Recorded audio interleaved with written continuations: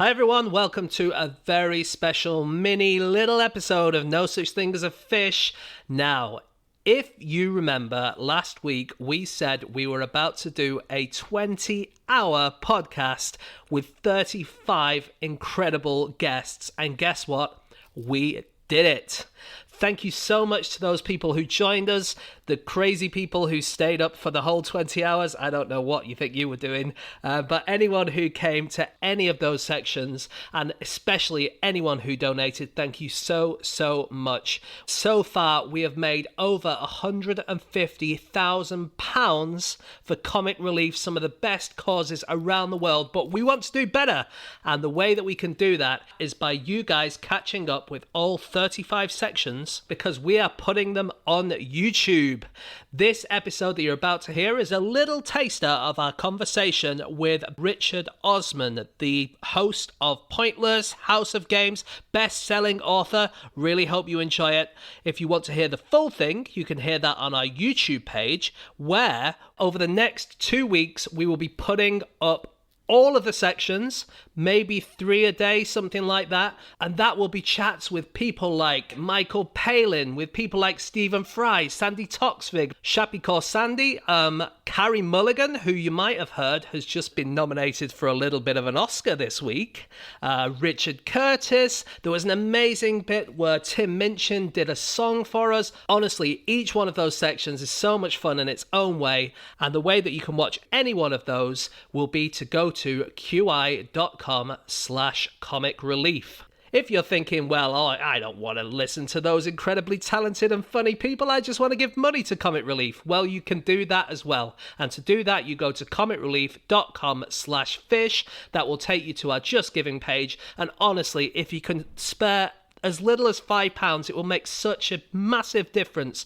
to people all around the world, especially in a year when charities have really been struggling due to coronavirus. Anyway, I really hope you enjoy this little chat with Richard, and I suppose on with the podcast.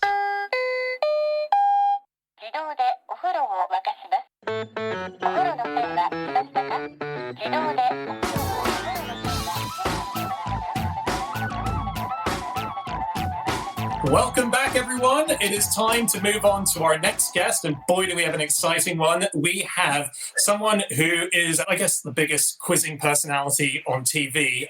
You'll know him from House of Games, you'll know him from Pointless, but just as a sort of side project, he's also become the best-selling fictional author to have a debut book out in the history of books. That's his kind of side plate of things that he does.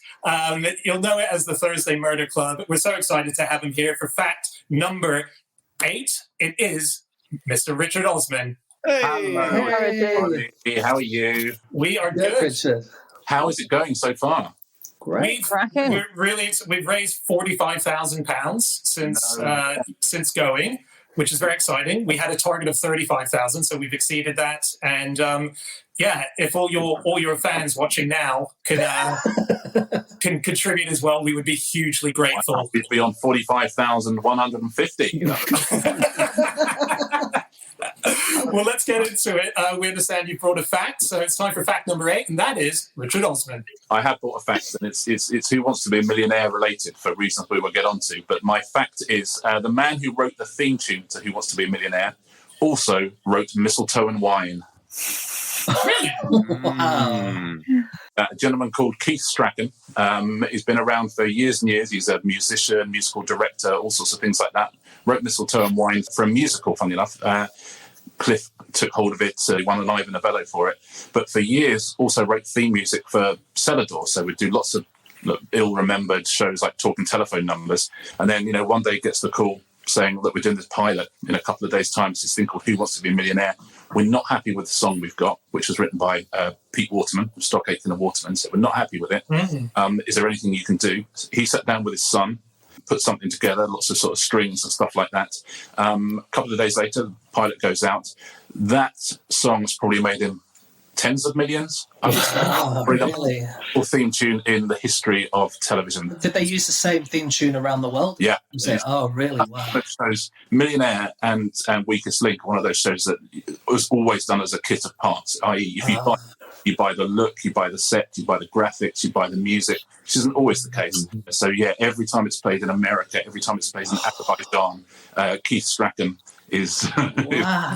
That song, like the Millionaire theme, it's not that melodic, is it? Well, that's the thing. You couldn't whistle it, right? No, exactly. It's like... Yeah. But I've heard that you are meant to be able to sing along to it. And I can just about get the who wants to be a millionaire. And I don't know if I'm singing the right bit to the right. I don't think you are with the stick. But what I do know is you've just made Keith Strachan 7.5 pence. So That part of it is based on the musical song "Who Wants to Be a Millionaire," isn't it? I think it's the other part that he. Who sang that? I kind of know that song when you say Be a it. Millionaire. Oh, it's I a don't real know. oldie. It's Yeah, I like a can Cold almost- Water Like from- era. I thought it's from Fiddler on the Roof or something, but someone in the chat will know what it's from. I'm sure. Right. Yes. you guys are less slick when you're live. I know. Oh, yeah. Sure, isn't it?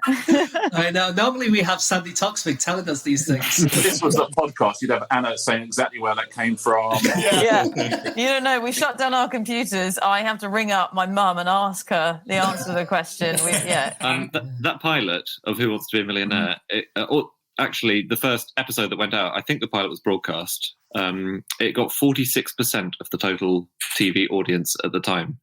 And I mean, it was so huge. Chris Tarrant said the day after the first episode went out, someone shouted at him from a passing lorry, "Phone a friend." And he said that happened every day for the next 15 years of his life. Oh, God. Oh my As god. a quiz show host, you barely go through 3 shows without someone looking nervous if they don't know an answer and saying, "Can I phone a friend?" It's the go-to. Really? It's like when you sit in a makeup chair as well. So if you're a new contestant, you sit in a makeup chair. This is just if anyone ever goes on a quiz. Every single man, nervous of course, sits down and says, "Short back and sides, please." Every single one. And this poor makeup artist having to go.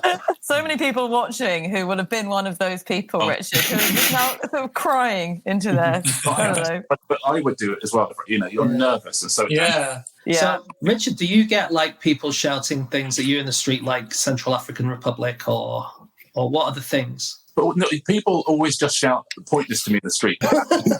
I'm aware that other people walking past who might not know who I am have just seen someone pointless out of the window of a van. I think I get most after pointless, honestly. What it used to, and these days it's the book and it's House of Games. But the thing I used to get more as much as pointless is people saying, "Oh, Countdown. You're the guy from Really?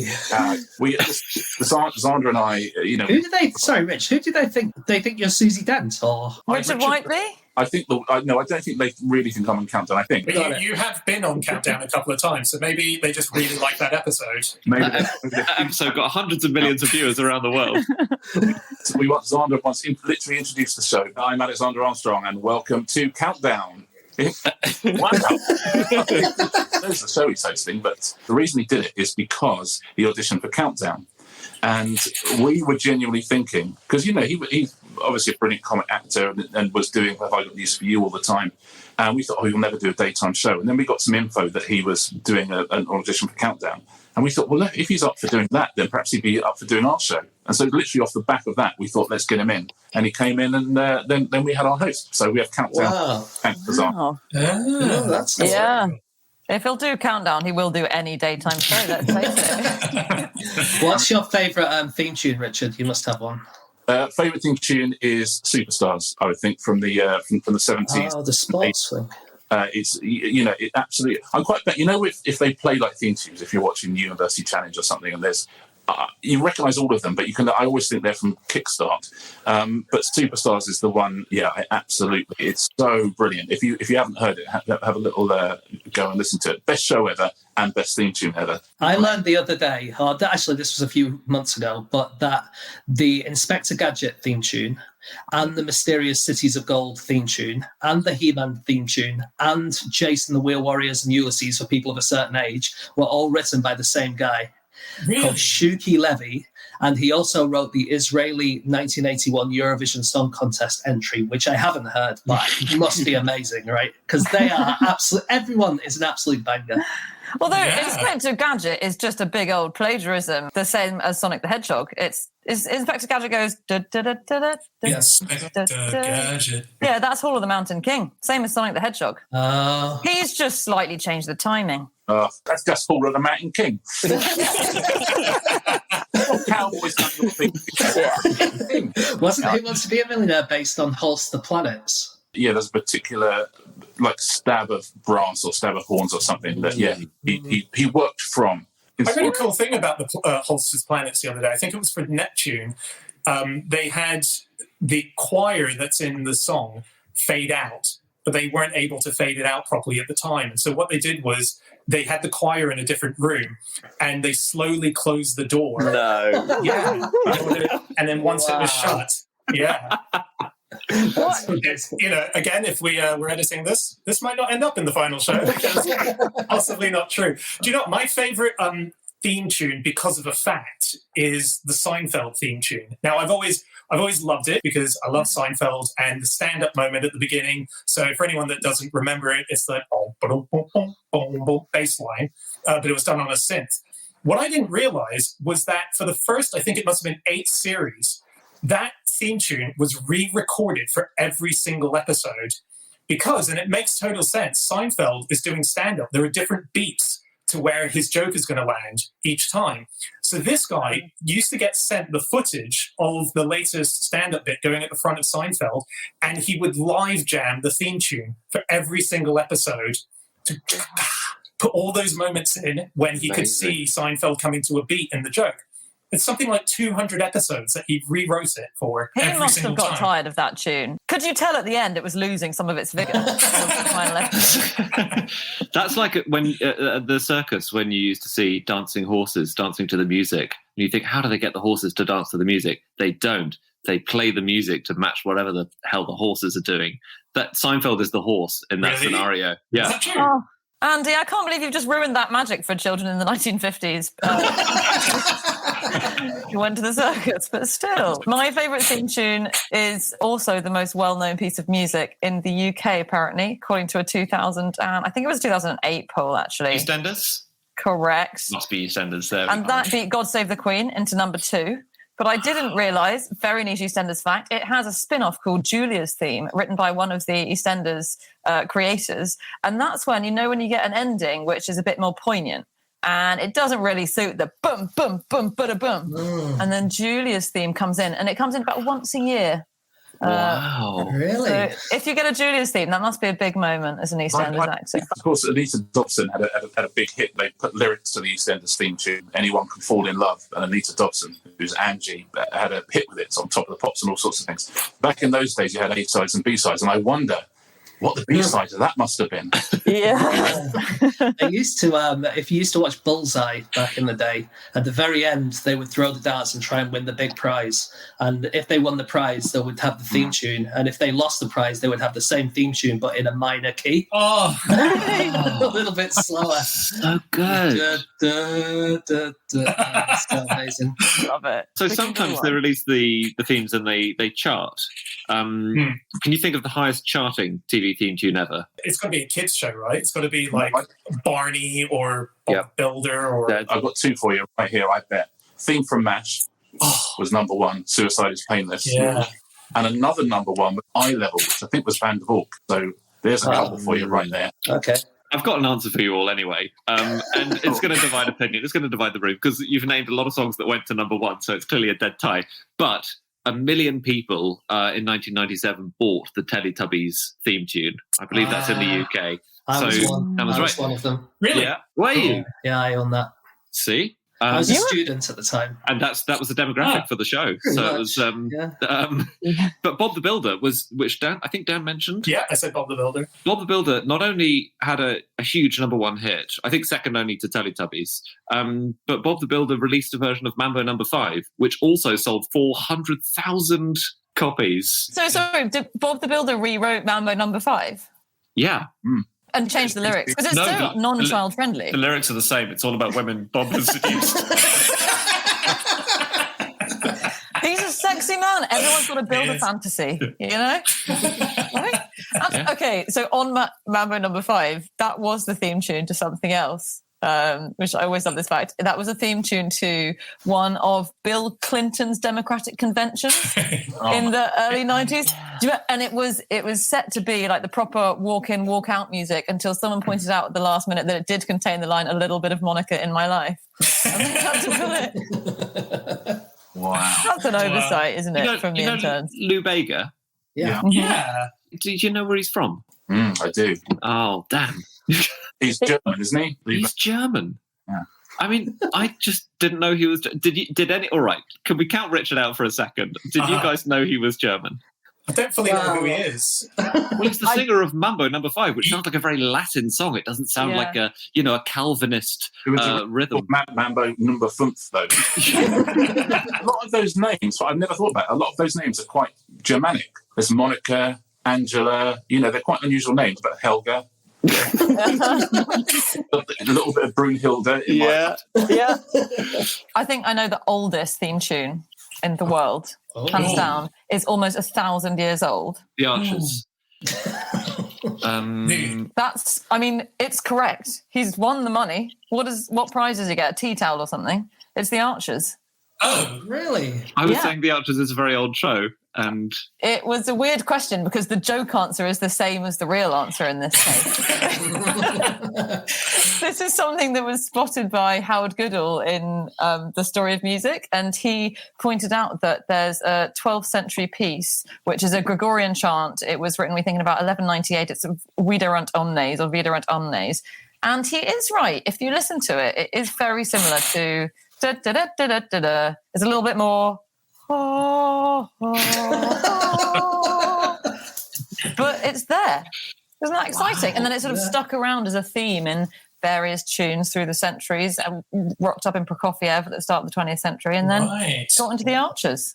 Do any of you, I know one of you knows this, who wrote the theme tune for 8 out of 10 Cats? Ooh. Rich knows it was one of the Cats, wasn't it? It was someone from one of my favourite bands. Steps. So, no, a band not as good as Steps. Yeah, okay. Next best. It was Richard's brother, Matt Osman, from Suede. Oh, really? Oh, no way. Yeah. Your brother's in Suede. Why didn't we get him on? Come on, one.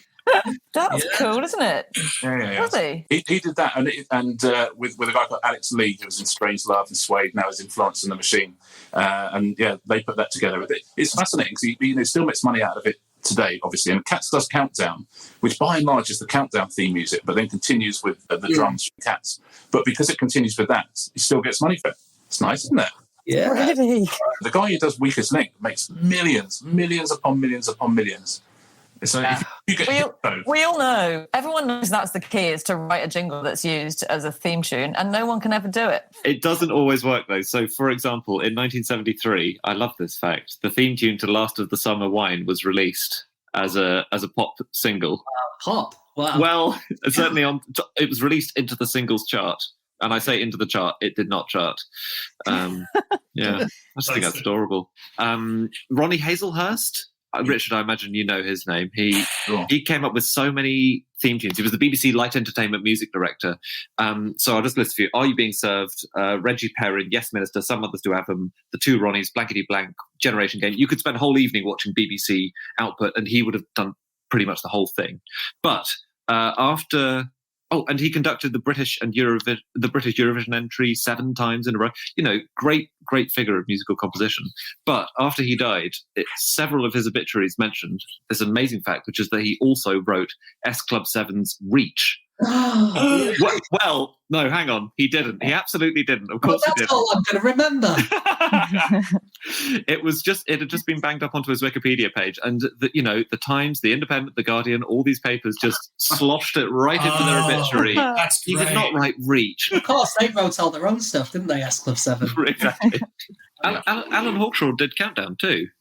And it's really nice. Whenever you listen to Countdown, the theme tune is the sound of students being given grants, because the royalties from it go to underprivileged students at Leeds College of Music. If you listen to Cats Does Countdown, you know that 50% of the money is going to underprivileged students, and the other 50% is going into my brother's pocket.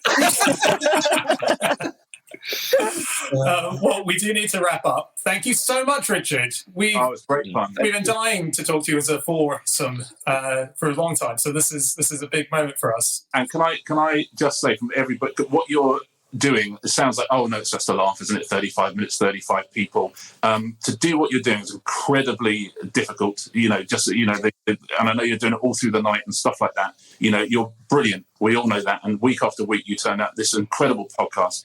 And to do 35 interviews of 35 minutes each, I doff my cap to you. Everybody at home, please donate, because this is 4 incredible people doing an incredible thing. Couldn't be more of a pleasure to be invited on it. Thank you, an honour as well. And listen, good luck. I should be watching, not the whole thing. So thank you so much for having me on. Well, thank you. Thank you for those kind words. Richard Gosman, everyone. And we will be back in just a few minutes' time with our next guest for fact number 9. It is Sue Perkins. Stay tuned. Okay, that's it. Hope you enjoyed that. Like Dan and Richard said, there is a very quick way that you can give money right now to Comic Relief, and that is to go to comicrelief.com/fish, and that will take you to our Just Giving page. And if you want to watch all of the sections that we did with all of the amazing people, those videos can be watched 3 a day at qi.com/comicrelief. We'll be back again on Friday with a normal show.